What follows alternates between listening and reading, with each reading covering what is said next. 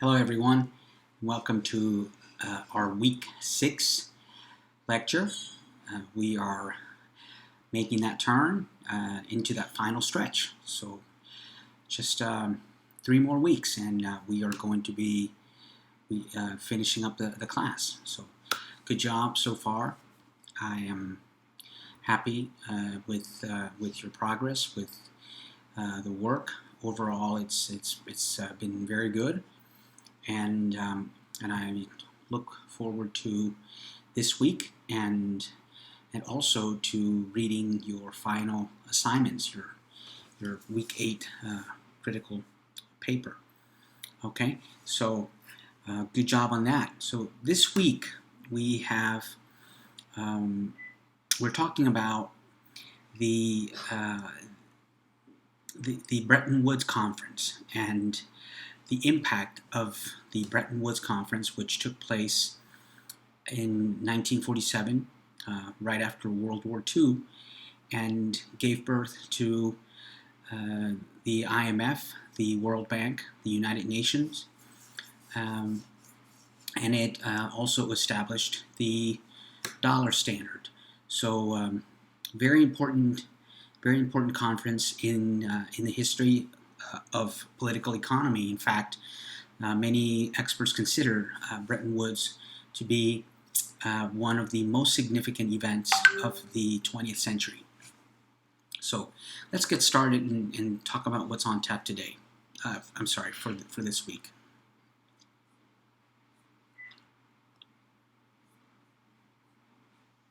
So what do we have on deck for this week? Well, do remember, please, your assignment. So as a reminder for your week 8 assignment. And then for this week, you have your readings. So please read chapters 5 and 6 in the Weaver book. Watch this lecture, obviously. There is also a video on the IMF that you should watch as well. And then you have you have a written assignment, and you have a discussion board discussion question, and you have a quiz. So very similar to last week. Okay. Again, for the written assignment, please remember a cover page and a reference page. Okay. Please read carefully the requirements of the assignment so that you don't fall short. All right. Some of you have fallen a little short as far as the page requirement or the word requirement. Okay. So please make a note of that so that you don't fall short. The same thing goes for the discussion board. There is a word count requirement for the main post, and there is a word count requirement for the posts to your colleagues. So please make a note of that as well. And then lastly, the quiz, the week 6 quiz, which is your quiz number 5, and that one has some very simple instructions, so please read them before you begin that quiz, okay? Alrighty, so what are we talking about this week? What's on the docket, right? Well, it's almost a kind of an introduction to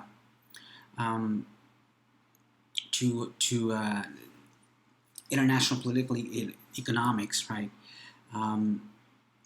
And one of the concepts that we're going to be talking about in this chapter is globalization, right? And what is globalization, right? There are many definitions, but globalization is the interconnectedness of the world, of countries, in terms of trade, in terms of politics, in terms of culture, right? And how connected we are with each other. Obviously, globalization has been around for centuries, but it has reached its apex just recently in this century, obviously with the technological advances like the airplane and the internet, right, and which have allowed us to be completely connected, right, almost almost instantly connected with folks across the world. So that's globalization. Then, if we look back also at international institutions, all right, which are the international institutions that are very important and most relevant for political economy? And among them, we have the International Monetary Fund. This is based in Washington, D.C. The World Bank. The World Bank is also in Washington, D.C. The World Trade Organization as well. And these all came about as a result of the Bretton Woods Conference. After World War II, the nations got together and they decided that it was important to create such institutions so that the world could be rebuilt, right? Reconstruction, the reconstruction after the war, the Marshall Plan, etc. And then how is the world going to be able to deal with and manage economic problems on a global scale, and how it was going to avoid going to war in the future, right? So very important. With globalization, there are winners and there are losers. It is not an equitable, 100% equitable distribution of wealth. Some countries are better equipped and better able to benefit from globalization, and others are not. And this may be as a result of economic conditions and economic power, but it also has to do with corruption, with the quality and the strength of their institutions, right? If you have sound institutions in a country, and if you have a country where the rule of law is respected, etc., then you are likely to attract foreign investment and provide the conditions for domestic investment and for the economy to work in its most efficient manner. So that is important. And then when we talk about neoliberalism, right, this is the ideology that has promoted globalization. Neoliberalism comes from the classical liberalist ideas or liberal ideas of the 19th century, and then as we headed into the 20th century, the new liberalism or the neoliberalism is sought to promote the idea that free trade was the best way for countries to get out of poverty and achieve a higher standard of living. Okay. Of course, free trade is driven by the notion of comparative advantage. If you recall David Ricardo, okay, the 19th century classical liberal economist, he introduced the concept of comparative advantage, and which basically, as we've talked about it already in this class, comparative advantage is the idea that some countries are better off, even though they might have an absolute advantage. They are better off focusing their efforts on the things that they produce more efficiently, and then buying things from other countries that they don't produce as efficiently. Okay, so and this of course will maximize their time, their energy, their effort, and will make them much more productive and efficient.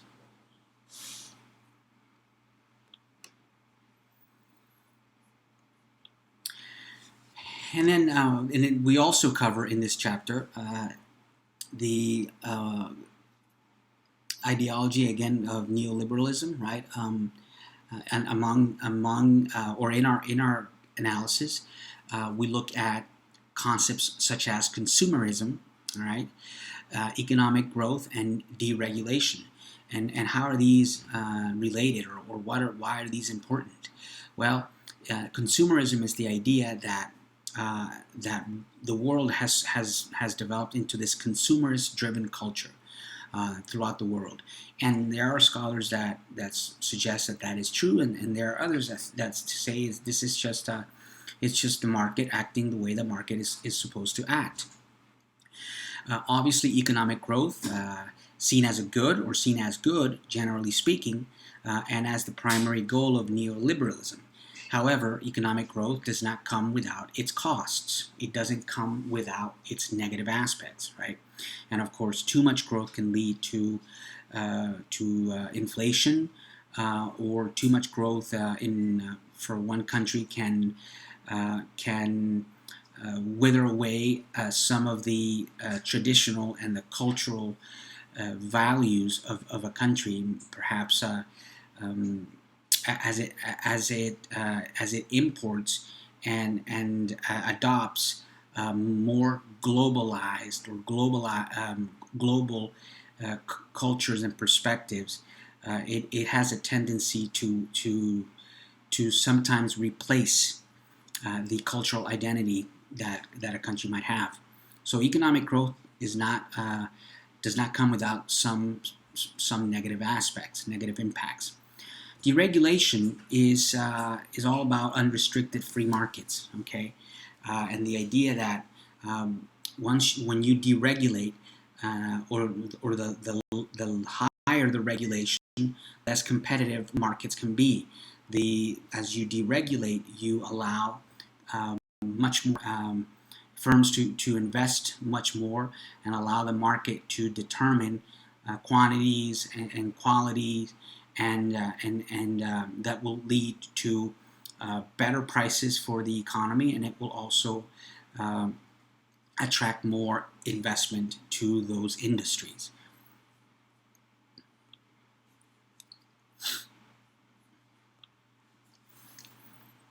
So again, this chapter touches base on free trade and David Ricardo's theory of comparative advantage, the importance of looking at wages, right, and looking at how wages have dropped. U.S. wages dropped with longer average workdays since 1970. So, and these are real wages, by the way. And so, what does this tell you then in terms of economics versus welfare? When I say welfare, I mean standard of living. Are we better off in these last 60 years? Are we better off because it seems that we are working more and making less money? So that's an important fact to consider, right? At what point are we better off? Right, we are working longer and we are making less. So are individuals better off? Transportation, you look at some things like fossil fuels. These are up 34% since NAFTA.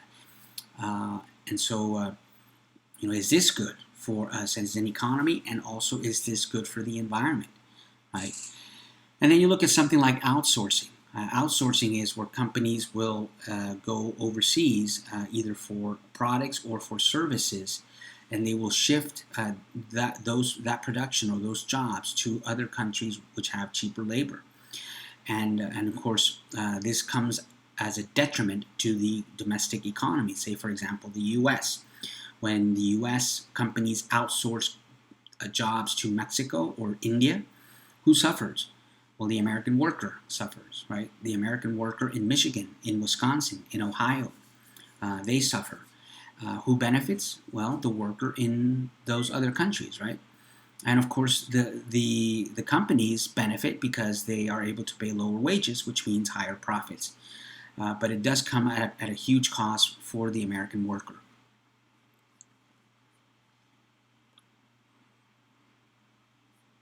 As I said before, Bretton Woods was an extremely important event in the 20th century after the war, and it led, included many countries, and it led the world into a new era as far as economic prosperity and stability is concerned. Okay. And I believe, I'm not sure if that number, if that date is accurate. I actually believe that the conference took place in 1947. Perhaps the thing is that the conference was years in the making. So maybe they are referring to the idea of Bretton Woods and when it began to the series of conferences that began probably towards the end of World War II, but the treaty and the impact of Bretton Woods did not really materialize until after the war in 1947 and 1948. The goal was economic cooperation and trade, and to rebuild, obviously, rebuild Europe and Japan after the war. The primary designers for the United States were Harry Dexter White and, of course, the great economist John Maynard Keynes. Keynesian economics, right? The gentleman responsible for Keynesian economics was John Maynard Keynes, and he is the architect of Bretton Woods. And from Bretton Woods, we obtained the IMF, the World Bank, and the gold standard, or actually I should say the dollar standard, where the dollar was tradable as gold for $35 an ounce. Okay, so you could buy gold at $35 an ounce, and what that did was that it fixed the value of the dollar to gold. So it allowed the United States to be the creditor for the world. There were no other currencies that were available that the world could consider stable enough, and so the dollar became the global currency, and that of course gave way to the United States becoming an economic and political superpower.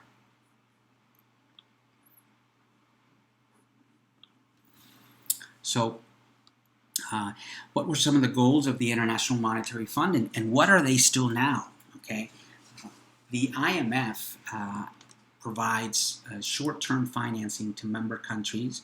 For example, Nicaragua. And Nicaragua is one such example. I had the opportunity to work at the Central Bank of Nicaragua at right around the year 2000.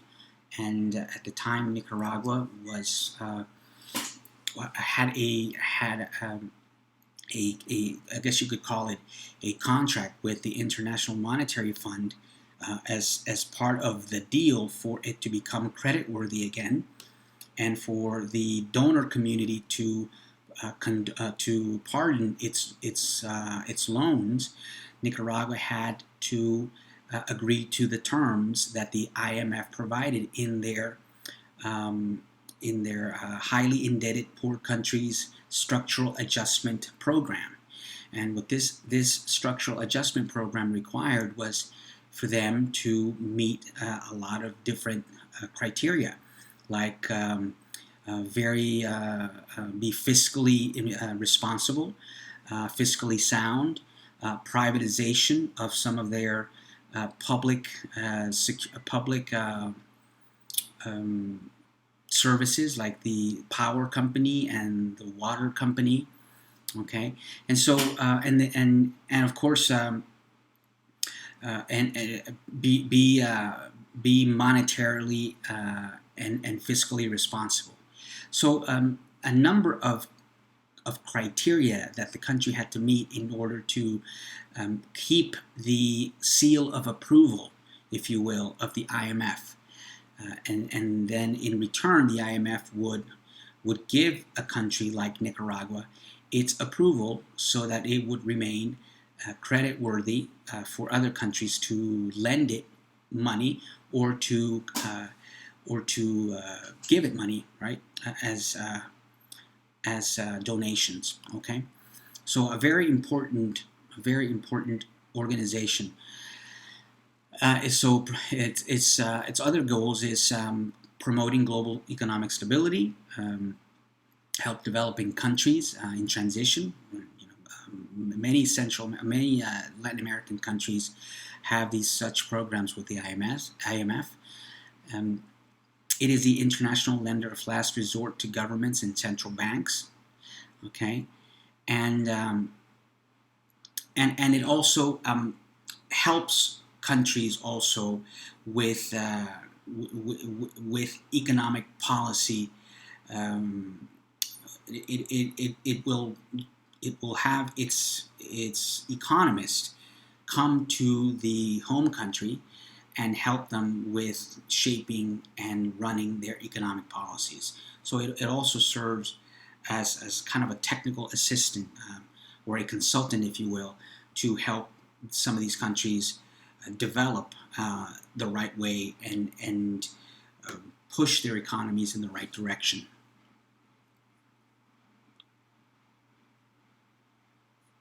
The World Bank works hand in hand with the IMF, and the official name is the International Bank for Reconstruction and Development. The World Bank supports long-term investment projects in developing countries. Right?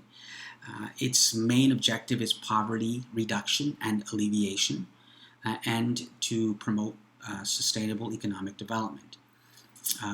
The World Bank, like the IMF, requires or expects that countries will meet certain criteria so that they are loan eligible, right? For example, IDA countries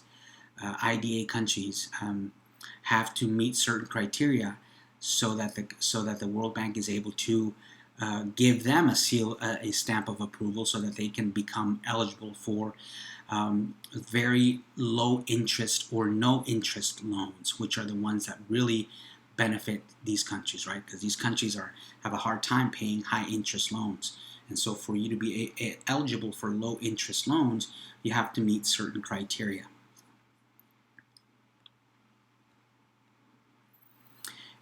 Then, of course, you have the World Trade Organization, the WTO, established in 1995. The WTO comes from the GATT, the General Agreement for Tariffs and Trade, which was also a product of Bretton Woods. So its predecessor is GATT. It was established in 1995. Its mission is to promote world trade, an open world trading system, and mainly to reduce tariffs, right? Tariff barriers, and also reduce non-tariff barriers. So not just promote the elimination of tariffs, but also these other non-tariff barriers, right? That can be just as detrimental to trade. Okay, its two core principles are market liberalism and non-discrimination. Okay, so it's that idea that free trade, it benefits all, and that you should not discriminate one country over another because of size or because of whatever other reason that you think would be significant for a country to discriminate over another. Okay, so its two core principles are principles that promote both free trade, but also a sense of economic social justice, if you will, in the world economic community.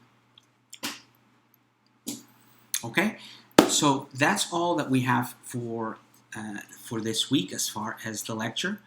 I hope you have enjoyed it. Again, please make a note of those requirements for this week's short paper, this week's discussion question requirements, the quiz, and as always, take care and have a wonderful week, and God bless you. Thank you. Bye-bye.